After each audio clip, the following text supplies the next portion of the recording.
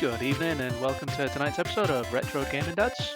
Today we're going to be talking about a long lost title that has resurfaced thanks to the internet, the upcoming announcements from BlizzCon Online, particularly around Diablo, an announcement from Nintendo Direct based on the 2D HD engine, and a movie teaser trailer that has been released that has got us all a little bit excited, I believe. So tonight we've got Barry and Anthony with us, along with myself. Hello there. Hey there. So I believe tonight we were going to start off with Dinosaur Planet that got unearthed from the archives of Nintendo somewhere. Yeah, this is a very intriguing one, shall we say, because obviously looking at how it came to be is that they found a copy of the ROMs on a disc from a private collector, which obviously when they acquired it, they've played it, and it is a unreleased, uh, I guess, version you could say of Star Fox Adventures when it was Dinosaur Planet beforehand, which looks like, as you would expect, very Star Foxy. Well, I think that's why the Star Fox crew became really good drop-ins when they changed it from Dinosaur Planet to Star Fox Adventures. Because looking at them, they could just be side characters from any of the Star Fox games, essentially. Yeah, I mean, I always thought it was a little bit interesting, Star Fox. It just, oh, not Star Fox, sorry, Star Fox Adventures, because it always seemed a little bit like it came out of nowhere. Well, I think it was a bit of a Doki Doki Panic type situation where they had a game, it possibly wouldn't have sold very well. So they've dropped in Star Fox characters. Apparently, Shigeru Miyamoto actually said, this game will not survive without recognizable characters. Why not use, Fox McCloud? Bear in mind, this was not long after Star Wing and Lilac Wars had been released. So they were still fresh in people's memories. Drop those characters into the game, give it a bit more recognition when it comes out. That's true, and it was around that time as well that everyone was talking about mascot power, because you had Crash Bandicoot for the PlayStation, obviously the iconic Sonic, Mario, so everything was very character driven, wasn't it?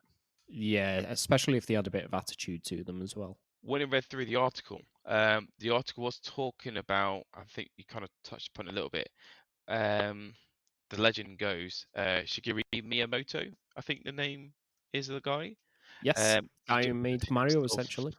yeah, he suggested it to be retooled to incorporate Fox, and to be released onto the GameCube, so the N64. But then also talking to you about it before, Barry, you were saying that it's got a lot of gameplay similar to Zelda Ocarina of Time. Yes, it plays very, very similar to the Nintendo 64 Zelda game, so Ocarina of Time and Majora's Mask. Sort of talking about it was pushed onto the GameCube, so it was kind of like a good go between and a good sort of like filler gap between the Zelda games. Yeah, so people who like For the it. Zelda games on the Nintendo 64 felt that there was a reason to upgrade to the new console when it came out. And I suppose from Nintendo's point of view, it wasn't a game that would compete with the pre-existing titles. But then again, the amount of 3D collectathon platforming games on the Nintendo 64 that all competed with each other and were all first-party releases. Maybe Nintendo just didn't care, to be honest. I mean, you'd hope they would care about their games, but yeah, who knows? No, I mean with them competing against each other because you had straight away you had Mario 64, you had Banjo Kazooie, Donkey Kong 64, Conker's Bad Fur Day. So four games that, well, maybe not Conker's Bad Fur Day would be direct compared to the other ones, but all played very similar. It is interesting seeing where the game came from, but I think ultimately putting it in the Star Fox universe was definitely the right decision for it. Yes, but there's Yeah. nothing stopping them from all of a sudden releasing the ROMs online, and even though it will take a bit of modding to make it into a complete playable game, someone could always do it if they wanted to. Well, the ROMs are actually available and they do work on emulation. Just there are issues. It doesn't play perfectly. You might have some slowdown in parts. Though apparently, if you put it on a flash card, it works pretty well. Obviously, the game is not complete, but there's certainly plenty there. I definitely think it's more of a curiosity than anything else. Yeah, it's like when they release those Sonic the Hedgehog 2 beta discs and the like that came out. Well, so there's little, something that's just came out of nowhere. This little disc just popped up. Yeah, it's definitely nice, especially from a preservation point of view as well. Yes. Yeah, definitely. It is. It's always nice to see this developer work sort of come out from the underground, if you will, so you can see where games came from and how they evolved to become the final product. But talk about games and evolving. I believe the next point we're touching on is one for you, Phil, about Diablo 2 and 4. Yeah, 2021 is clearly the year of hell because you get both Diablo 2 and 4 and whatever the hell may else happen this year. We don't know yet. So Diablo 4 and Diablo 2 both coming out this year. Diablo 4, we've had some teasers of a couple of the classes. Looks quite interesting, though information is still fairly light on the ground. Though the Diablo 2 remaster, or resurrected as it's going to be called, it looks like they are keeping quite true to the the bones of the game. They're not changing the way it plays, thankfully, and visually it looks like quite the upgrade. Let's just hope they don't pull a Warcraft 3 and it end up being, well, having issues, to say the least. Hopefully, lessons learnt there, definitely. For me, Diablo 2 isn't one that I really played. I know I played it a little bit, but not as much. It was only Diablo 3 that I really played. I probably was a bit young to play the first Diablo, so I didn't really get into the series compared to you two. Well, year 2000, I think it was, when Diablo 2 was initially released. 2001, I believe, because Was I was surprised that it came out the same year as Halo. Right, I thought it was the year before. No, same year as Halo, because it surprised me when I when I learned that fact. Though, yeah, we both started with the original Diablo, which the brilliant music by Matt Ullman, if you can call it music, ambience, I believe is the better word for it. No, Wouldn't you Phil, agree? we're a classy podcast. It's ambiance. Ambiance, sorry, that and those classic voice lines that literally make you run to the bathroom in your teenage years. Fresh meat. Yeah, gotta love the butcher. Oh yeah. Although I think he should be done for false advertising, because I can guarantee none of that meat was fresh. No, you were the fresh meat going into the room. So yeah, the remaster of Diablo 2, I am looking forward to that. The talking about Diablo 3, I've been playing that recently, and when it first came out, a lot of people weren't happy that they stripped the gameplay mechanics back a lot. So throughout Diablo 2, you had these big sprawling skill trees with the synergies and everything that went into making your character, and you assigned your stat points and everything like a full-on RPG. And then when Diablo 3 came out, you had this very simplistic skill idea where you had set buttons and you had these set skills with the runes for each skill. And I'd say Diablo 3 is a more fast-paced arcadey game to Diablo 2. I do think Diablo 2 I do prefer over Diablo 3. And if it wasn't for the, while obviously still online, for the fact that it's not as reliable as a service as Diablo 3's, I think I'd still be playing it now. I have a shocking confession to make. Okay. I have Intrigued. never completed Diablo 2. I think this is going to have to be one of my picks. I've probably played the game for about, I don't know, 20, 30 hours, yet I have never completed it. For people who obviously are listening to this podcast, whether or making it there or not, we can see each other, and Phil's look of disgust and disbelief is a picture and a half, is all I've got to say. The easiest way to describe it is it's like a parent who says, I'm not angry, I'm just disappointed. And I'm pretty sure all of our listeners are empathizing with me right now. I've done Diablo 1 hundreds of times and Diablo 3. Maybe I'll just skip every even numbered game or something, I don't know. So does that mean you're going to skip Diablo 4 and play Diablo Mobile, whatever it's going to be called? No, I'm not that sadistic. Speaking of dungeon crawlers and being sadistic, just a quick update. Are either you two still playing The Immortal? Yes. Which is our game of the month. Oh, trying to, it's... Without giving too much away, in a single word, how are you finding it? Trash? Awful? Painstaking. Painstaking. Yeah. I think that's the nicest thing anyone's ever said about that game. I'm trying to be optimistic. Very quickly, before we change point, Diablo 2 Remastered or Resurrected and Diablo 4 are coming for the PC, PlayStation, and Xbox consoles and the Nintendo Switch. See, it being on the Switch, I think I might be more inclined to play it, especially if it's got cross-play compatibility. It'd be nice if it had cross-play Yes. compatibility, don't get me wrong, though I can see if they don't keep it, why they don't keep it. It's a game I very much prefer on the PC. I need to complete 3. And I would like to try and complete 3. I just feel... I know, I need to complete Whoa, 3. whoa, That's whoa, it. what? You've not even completed 3? What at all? I've got no one to play with and I get bored playing on my own. Again, Phil's face the picture. Right, yeah, on that point, we've got another game that we were going to talk about. Barry, do you want to talk about Project Triangle Strategy? Yeah, let's move on before we disappoint Phil too much. Both of you've seen or at least read up about the recent Nintendo Yeah, Direct. been having a bit of a Yes. read upon it. So plenty of new games or old games getting new content that were released. bit. 30 games in total, I believe it was. However, one did stand out for me. Project Triangle Strategy. Now, from a name like that, I can see it instantly piqued your attention. Headline grabbing. Triangle strategy. Yes. Thankfully, that is only a working title. So this new game, it's by Square Enix, and it looks like it plays. Well, it doesn't look like there's a demo you can go out and play it yourself now on the Switch. It plays a lot like Final Fantasy Tactics, which is one of my favorite games that I've also not completed. I've never played it. Yeah, so anyway, glossing over that before Phil has like a fit. I'm just in shock. Yeah, it's absolutely fantastic. The demo you can download for free now from the Nintendo eShop. Chucks you part way into the game.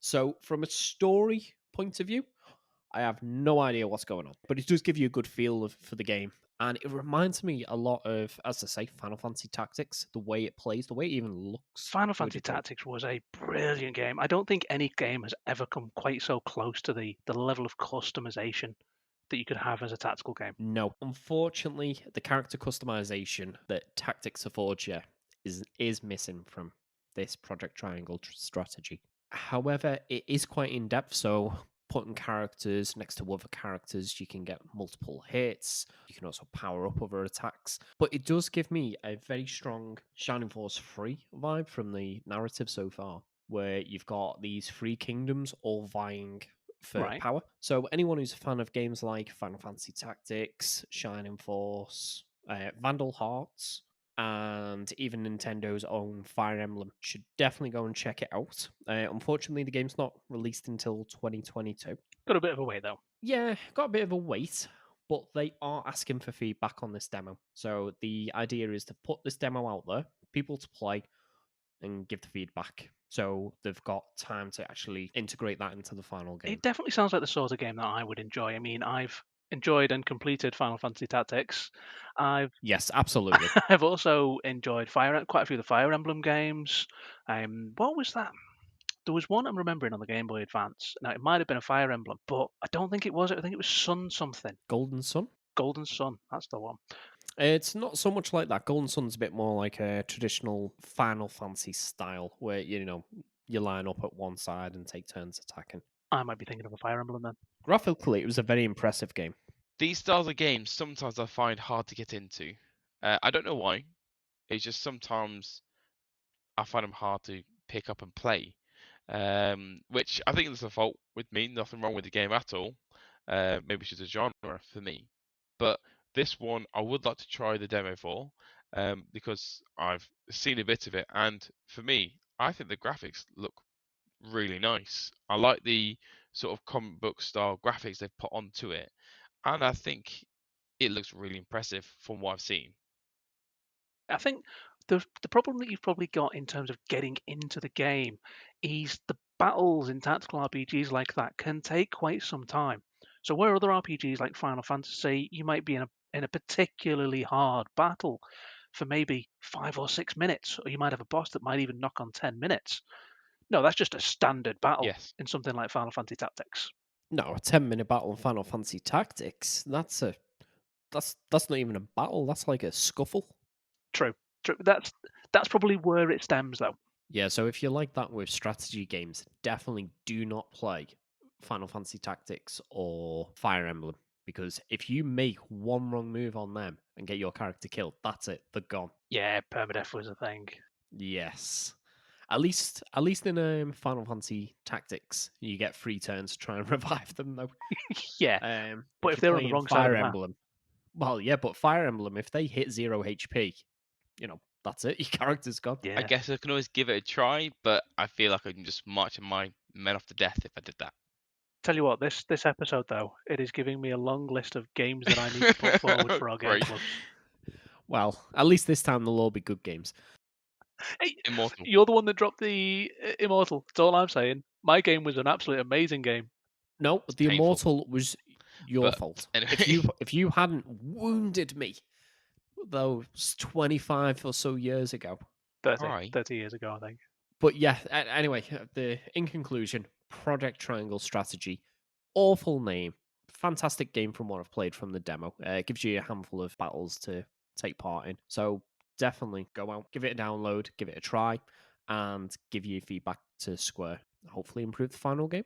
I think our last talking point was going to be the teaser that dropped for Mortal Kombat. Well, I think it's actually a full-blown trailer considering it's coming out in April. I was about to say that's a full trailer. Well, okay, full-blown trailer, yeah, okay. There we go. It's a full-blown trailer, okay. Yep. The teaser though, was at the very end. Yes. That soundtrack. Was it? Was it in the trailer? Oh yeah. It was sort of slowed down slightly, and it was in the background at the end, and it was just sort of at the end going, duh, duh, duh, duh, duh, duh, sort of kicking in. Have a watch of it. I did not. I am actually loading it up on YouTube right this second. Yeah. Towards the end of it, it's there. It starts to creep in as it's sort of coming to the end of the trailer.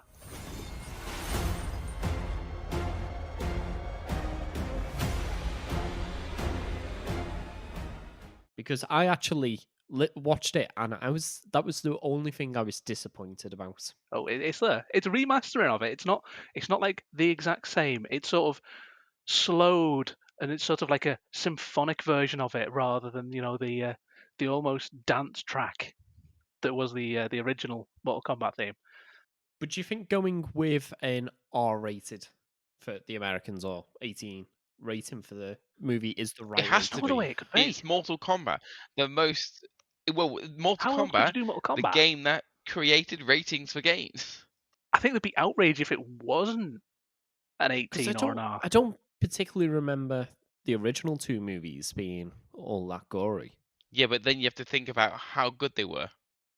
Well, the original Mortal Kombat movie was alright. Annihilation. We don't talk about Annihilation. If I remember rightly, the original Mortal Kombat was a 15. Yeah, I would imagine them to be about 15. Though you've also got to remember, the original Mortal Kombat came out in a time when everybody thought video games, they're for kids.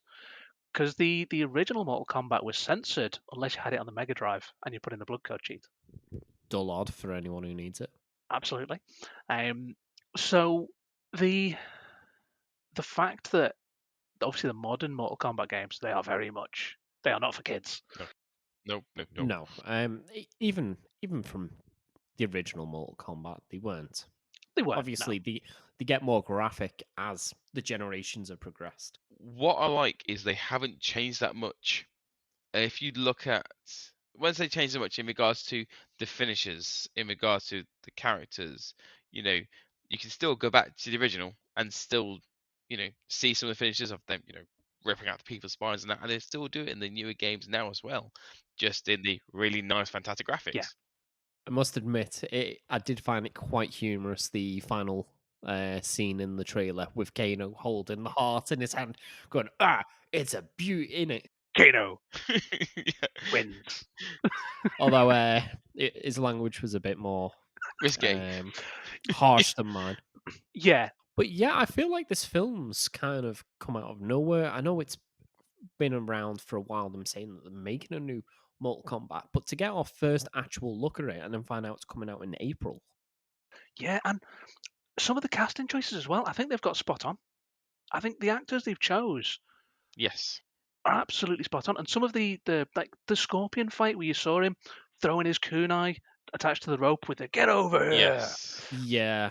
I must admit, when he says get over here, I feel like it's lacking a little bit. Yes, I understand what you're saying there at all, because there was no sense of, oh shoot, I'm going to die. Do you know what I mean? The get over here wasn't very deep, wasn't very, you know, demanding. It didn't feel No. aggressive enough. Well, what I think, this is my take from the trailer. I might be totally wrong when the film comes out, but it looks like it's before he becomes Scorpion, I've before got he a makes feeling his that's hell pack and everything. probably a flashback. Yeah, possibly. It could be. It could be. So I think that's why it's possibly lacking the same sort of gravitas and growl and aggression that Scorpion Oh no, has. sorry. The bit where he says "get over here" is when he's fighting Mhm. Sub-Zero. Is Because it? Sub-Zero, he pulls and Oh puts yeah, it yeah, through it the does. frozen barrier. I think we'll have to. It's a trailer at the end of the day, so we may have to reserve judgment for the actual film. Oh no, I think it looks good. Yeah, Yeah. from what of the trailer we've seen, I'm obviously holding reservations because you can't always judge a trailer to the actual movie, but so far, like you said, Phil, with the casting and other bits of it, it looks like it's going to be a good It movie. looks good. It looks like Yes. hopefully it's going in the right direction that gamers and fans want. I do find it's quite interesting as well that in the trailer they show you how Jax gets his robotic Yeah. arms as well. Yeah, I mean that's something that was never really touched on much in the games, was it? At least not the early Yeah, games, anyway. off the top of my head, yeah, I think he was, I think at that time it was like, oh, let's Here's a add new another character, half a dozen ninjas and a guy with robotic arms. and you clearly they were running out of ideas for ninjas. What are we going to call this one? I know. Let's call him Smoke, and he's got smoke coming from him that makes him obscured. Well, yeah, some of the characters. I think it was Rain was kind of like a fan theory of a character. They made that into a real character in Mortal Kombat, and Ermac as well. That was an error message in the I think when you go into the dip switches, it said like, do you want reptile on or off? And then underneath it was something like Ermac on and off. And they're like, oh, there must be another ninja called Ermac. It was something like Error Macro or something. Obviously, they made him into an actual character. When Mortal Kombat characters become Pokemon. Yeah, pretty much. But no, the trailer, I'm excited for it. I'm hopeful that it's gonna be good, but watching that trailer, I really enjoyed, and it's got me ready for a good film that I'm excited for. Do you know what I'm hopeful about with the What's that? trailer, though? I'm just hopeful I can actually go out to the cinema to watch it. That's a good point. God, yeah. I don't think we're going to be able to see it in April. It may have to be a socially distanced lads cinema trip. Yes, may have to be. So here's the question: do you think video game movies are getting better because more movie Absolutely. writers? Well, no, I was going to say the reason behind it maybe more movie writers and directors and the like are also gamers and have grown up with these games. Yes. Yes, I think, like we've mentioned this a couple of times already, I think a lot of the people doing the movies have some love for the properties that they're actually doing the movies about. Yeah, it shows. It absolutely shows with some of the care that they're taking in some of these things. Also, they don't want to make mistakes from previous films and franchises that have tried to take on and had an issues. They're trying to do lessons learned from previous ones completely. Yeah. We've talked about it before, so we're not going to bring it up that particular movie again. That's why I was going nowhere near it. You Wait, said which it. one are you on about? Sonic the movie, obviously. Oh, Sonic the movie. All right, yeah. Yeah. I don't know. I think the original Mortal Kombat movie was a fairly faithful representation of the game. For the most part, it was, yeah, and I think it was helped that it was of the time when cheesy martial arts movies were in, and it was a cheesy martial arts movie. Yeah, I still think it was relatively well done. Oh yeah, it was. It was. Don't get me wrong. but I think it was well done because people were following a lot of the examples from other martial arts movies at the time. Yeah, In I'm part. definitely not following Street Fighters, the movie. Yeah, thankfully. I was actually talking about the Super Mario Brothers movie with Anthony the other day. He hasn't seen it. No. I said, my opinion is it's definitely worth a watch. It is so bad, it's almost like looping back around to being good again. I mean, that or you just want to torture the poor boy. I feel like it wants to torture me. I feel like that's a pastime of his he enjoys doing. It is. I will agree with Barry. It's a good little cyberpunk-esque movie. Whoa! Don't go Sully in Cyberpunk. Right? Would you not describe the aesthetic of the Super Mario movie as cyberpunky when they go to the Mushroom Kingdom? I mean, you know, that one thing that the Super Mario series is renowned for. As uncomfortable as I am saying it, yes, it does look cyberpunk-esque in setting. You can hear the resentment in his voice, can't you? As he says it through gritted teeth. Yeah, I mean, as I've mentioned in the past, cyberpunk is one of my my top settings. I like cyberpunk. Well, that's why you love the Super Mario movie. Speaking of which, the Super Mario movie will be coming out in the next year or so. Will it? Yeah, the guys who done the Despicable Me, is it Illumination Studios? Oh, really? Interesting. I believe they're doing the Super Mario movie. I think it's going to be a completely animated movie, unlike Sonic, where it mixes it with real actors. Well, it sounds like That'll they're be bringing more and more interesting. movies about games out. Yeah. Well, Super Mario was actually the very first movie based on a video game. I'm thinking because I can't think of any that came before it. Yeah, it's because there was none. Well, yeah, I was trying to think of early video game movies in more. What I was meaning there.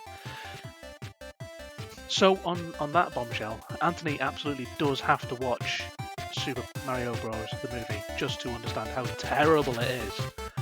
But that is the Retro Gaming Dads, and thank you very much for listening to us. Hopefully we'll see you next week.